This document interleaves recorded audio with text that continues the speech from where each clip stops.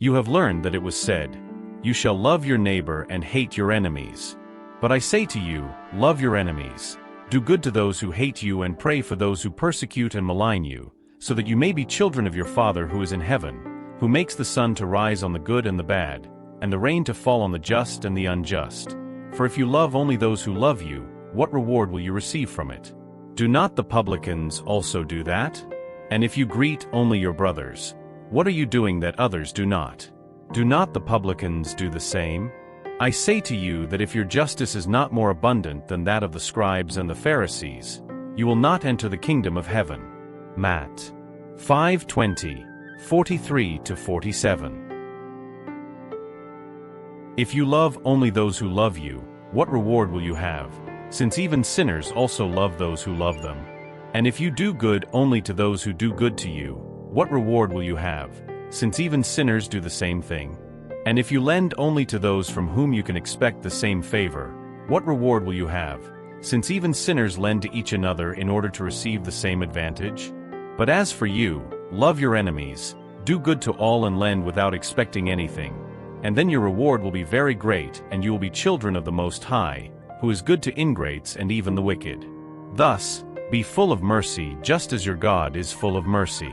Luke 6 verses 32-36. If love toward one's neighbor is the principle of charity, loving one's enemies is its sublime application, for such a virtue is one of the greatest victories attainable over selfishness and pride. However, there is usually a misunderstanding as to the meaning of the word love in this context. Jesus did not mean by these words that one must have for one's enemy the tenderness that one would have for a brother, sister, or friend. Love presupposes trust, and we could not trust someone who we know means us harm. We could not have the same effusion of friendship with such a person, knowing that he or she is capable of abusing it. Among persons who distrust one another, the bonds of affinity cannot be the same as those that exist among those who are in communion of thought. Finally, one cannot feel the same pleasure upon meeting an enemy that one feels upon meeting a friend. Furthermore, this sentiment results from a physical law, the law of assimilation and repulsion of fluids. A malevolent thought emits a fluidic current whose impression is painful. A benevolent thought envelopes you in a pleasant emanation. Hence the difference in sensations one experiences when close to a friend or an enemy. To love one's enemies, therefore, cannot mean that one should not make a difference between them and one's friends. This precept seems difficult, even impossible to practice, only because one has wrongly believed that it prescribes giving friends and enemies the same place in our hearts. Since the poverty of the human language forces one to use the same term to express the various nuances of sentiments, reason calls us to differentiate them according to each case. To love one's enemies, therefore, does not mean holding for them an affection that is not natural, since contact with an enemy makes the heart beat in a much different way than does contact with a friend. It means holding neither hatred nor rancor nor desires for vengeance against them. It means forgiving them unconditionally and without ulterior motives for the harm they have caused us. It means not setting up any obstacles to reconciliation. It means wanting the good for them instead of wishing them harm.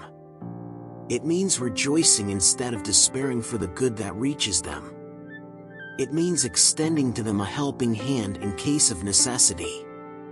It means abstaining either in word or act from anything that might harm them. Finally, it means repaying their harm with good in everything with no intention of humiliating them. Whoever does this fulfills the conditions of the commandment, love your enemies.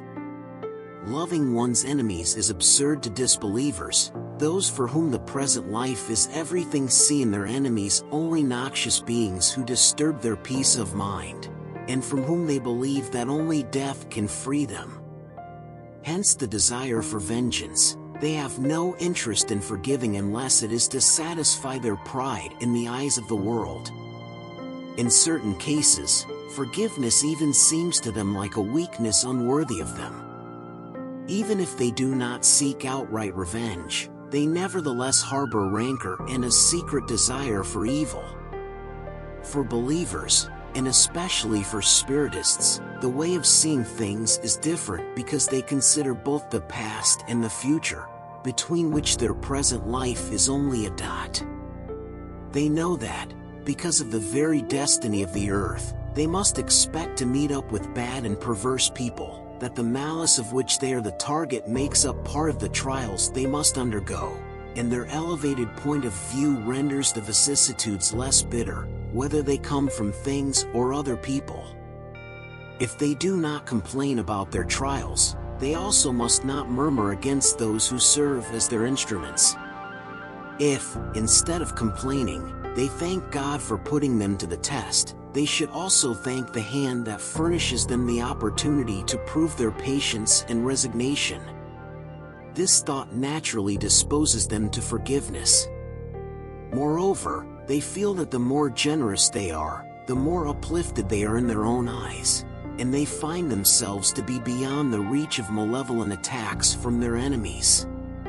Persons who occupy elevated positions in the world do not feel offended by the insults of those whom they regard as their inferiors. The same applies in the moral world for those who lift themselves above materialistic humanity.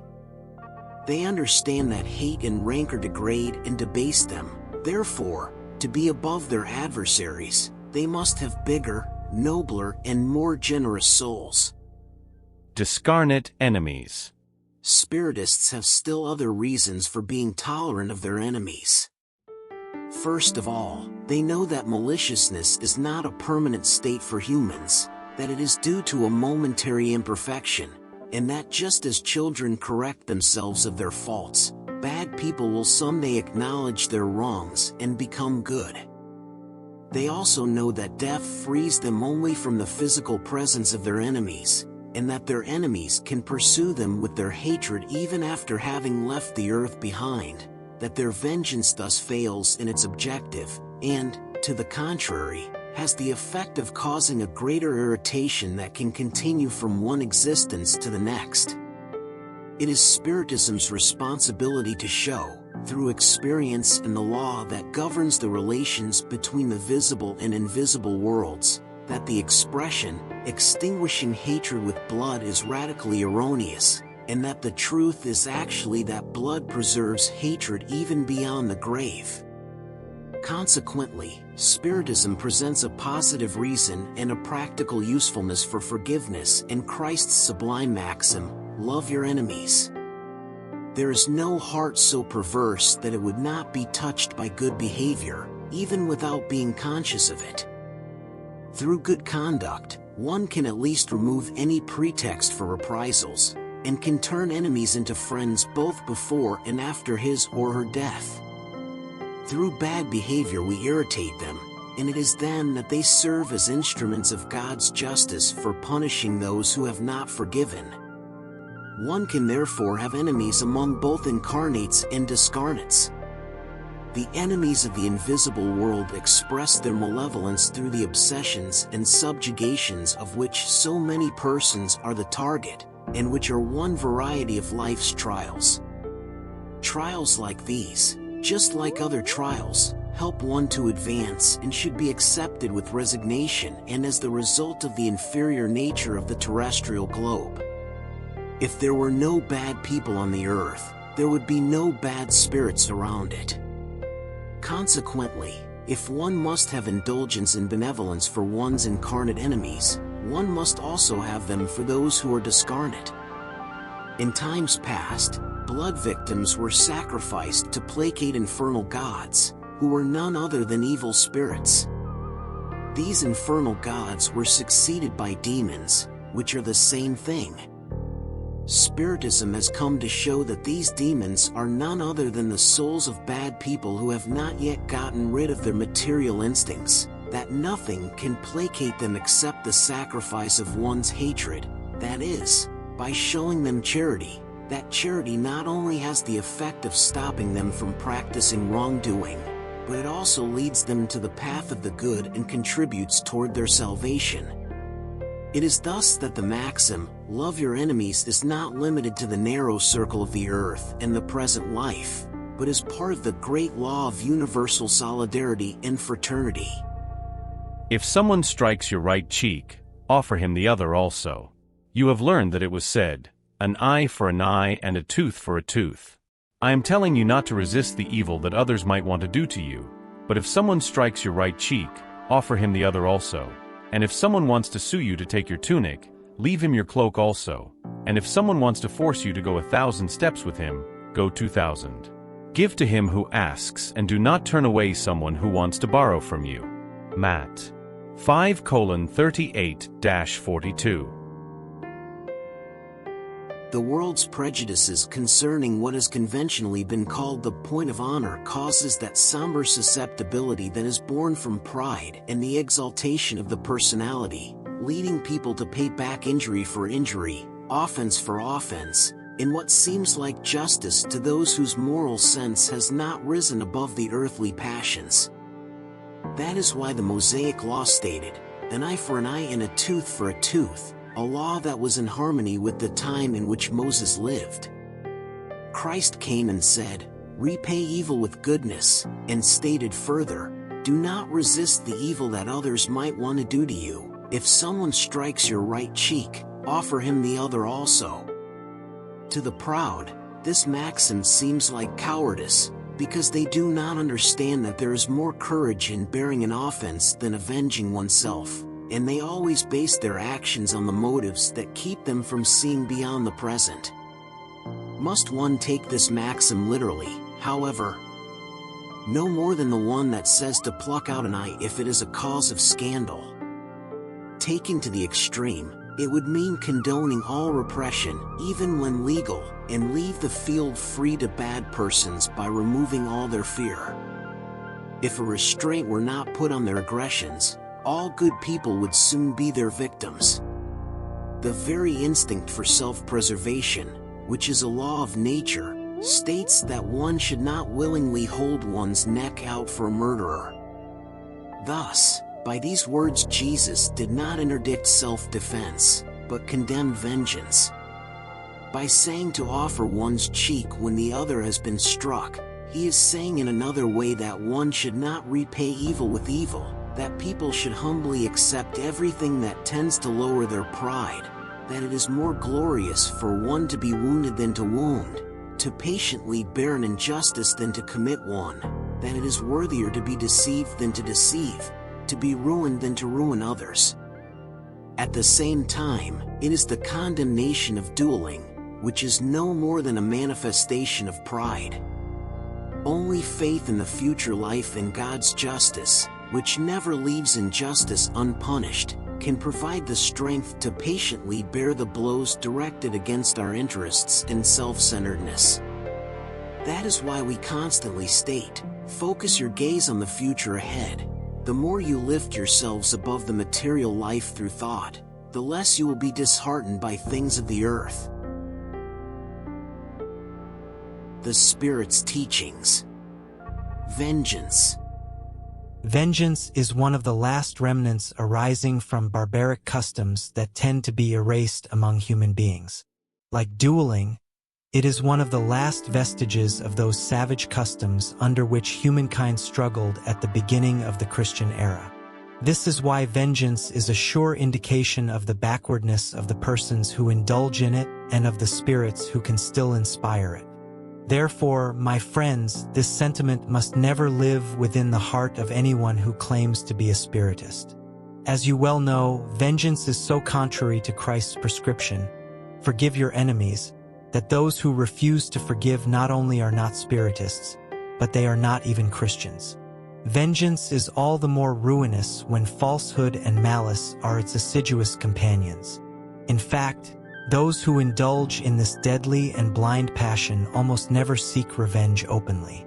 When it is the strongest, they fall like a ferocious beast upon those whom they call their enemies, when the sight of them inflames their passion, anger, and hatred. However, more often than not, they put on a hypocritical appearance, hiding in the depths of their hearts the bad sentiments that animate them. They secretly follow their unsuspecting enemies in the darkness and wait for the opportune moment to strike without endangering themselves. Hiding from them, they incessantly watch them. They prepare hateful traps for them, and when the opportunity arises, they pour the poison in the cup. When their hatred does not reach such extremes, they attack their enemies' honor and affections. They do not recoil from using slander, and their perfidious insinuations, skillfully sown on the four winds, grow larger along the way. Consequently, when those who are being persecuted show up in places where their poisonous breath has passed, they are astonished at encountering cold faces where they used to find friendly and benevolent ones. They are stupefied when hands previously extended now refuse to shake theirs. Finally, they are shattered when their dearest friends and relatives avoid and run from them. Cowards who avenge themselves like this are 100 times guiltier than those who go straight to their enemies and insult them to their face. Thus, be gone with such savage customs. Be gone with the ways of days gone by.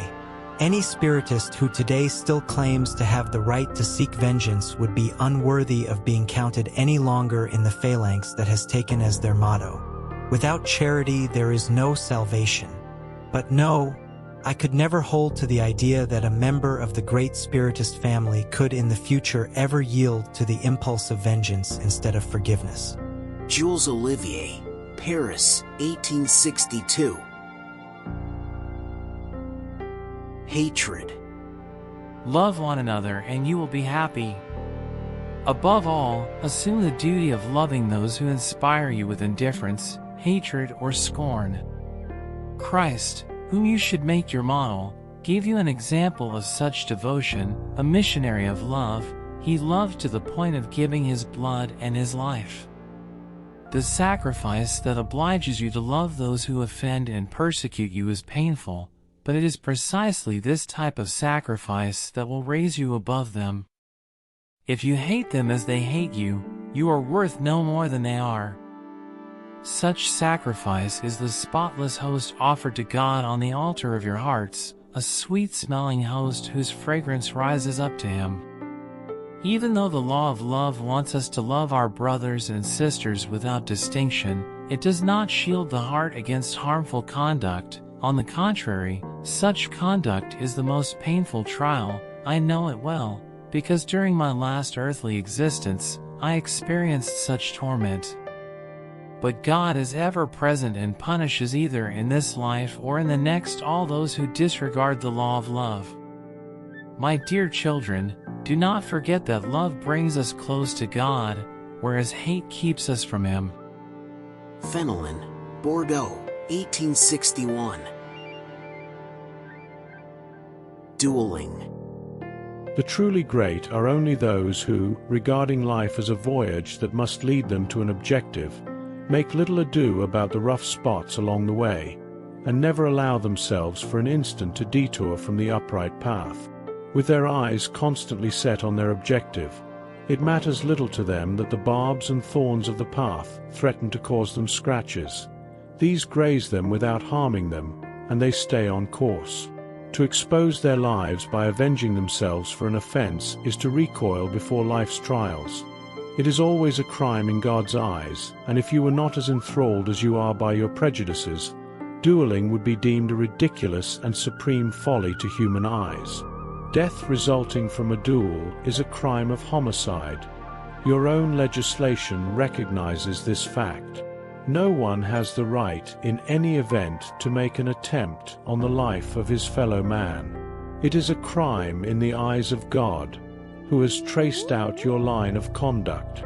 Here, more than anywhere else, you are judges of your own case. Remember that you will be forgiven only according to how you yourselves have forgiven. Through forgiving, you draw nearer to the Divine One, for clemency is the brother of power. As long as one drop of human blood runs over the earth as the result of human hands, the true kingdom of God will not have arrived. That kingdom of peace and love, which must banish animosity, discord and war from your globe forever. Then, the word duel will no longer exist in your language, except as a far-off, vague memory of a past which once was. Men will recognize among themselves no other antagonism than the noble rivalry of doing the good. Adolphe, Bishop of Alger, Marmande, 1861. In certain cases, dueling may of course be a proof of physical courage and of disdain for life, but it is incontestably a proof of moral cowardice, as is also the case with suicide. The suicide does not have the courage to endure the vicissitudes of life. The dueler does not have the courage to endure offenses. Did Christ not tell you that there is more honor and courage in offering the left cheek to someone who has struck your right one than to avenge an offense? In the Garden of Olives, did Christ not tell Peter, "Put your sword back in its sheath, because those who kill with the sword shall die by the sword"? With these words, does Jesus not condemn dueling forever? In fact, my children, what courage is this, born of a violent, bloody, and wrathful temperament that rants and raves at the first offense? Where is the greatness of soul of him who, at the least offense, wants to wash it with blood? Let him tremble, because in the depths of his conscience a voice will always cry out to him, "Cain, Cain, what have you done to your brother?" He will tell this voice, "It was necessary to spill blood in order to save my honor." However, this voice will reply to him, "You wanted to save you honor before men for the few moments that remain for you to live on the earth, but you did not think about saving it before God. Poor fool. How much blood would Christ ask of you for all the offenses he received? You have not only wounded him with thorns and the lance, you have not only nailed him to the gibbet, but in the midst of his agony, he could hear the mockery you heaped on him. After such outrages, what reparation has he asked of you? The last cry of the Lamb was a prayer for his executioners. Oh, like him, forgive and pray for those who offend you. Friends, remember this precept, love one another, and then to the blow given out of hate, you will respond with a smile, and to the offense with forgiveness. Of course, the world will rise up in fury and treat you as a coward.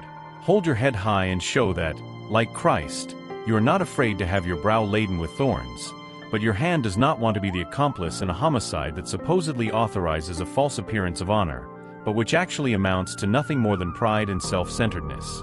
In creating you, did God give you the right of life and death over one another? No, he gave such right only to nature for reforming and rebuilding itself. But to you, he did not permit you to dispose even of yourselves. Like the suicide, the dueler will be marked with blood when he appears before God, and the sovereign judge reserves to both harsh and long punishment. If God has threatened with his justice him who says "Raka" to his brother, how much more severe will the punishment be for him who appears before God with hands red with the blood of his brother? St. Augustine, Paris, 1862. Like the practice known in a former age as the judgment of God, the duel is one of those barbaric institutions that still govern society.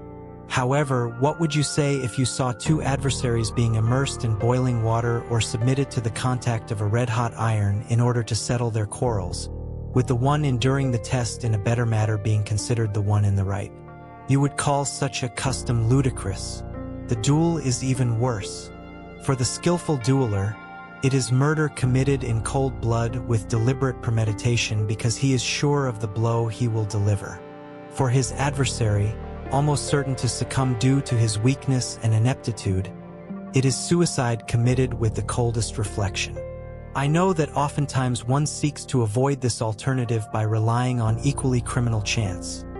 Isn't that, however, a return in a different form to the judgment of God of the Middle Ages? And yet, during that era, one would be infinitely less guilty. The very name judgment of God implies faith, naive certainly, but at least a faith in the justice of God who could not allow an innocent person to succumb, whereas in the duel one relies on brute strength in such a way that quite often it is the offended party who dies. O stupid conceit, foolish vanity, and insane pride, when will you be replaced by Christian charity, love for one's neighbor, and the humility that Christ exemplified and prescribed? Only then will those monstrous prejudices that still govern humankind, and which laws are powerless to repress, disappear. For it is not enough to prohibit evil and prescribe the good. The good and the horror of evil must dwell in the human heart. A protector spirit, Bordeaux, 1861.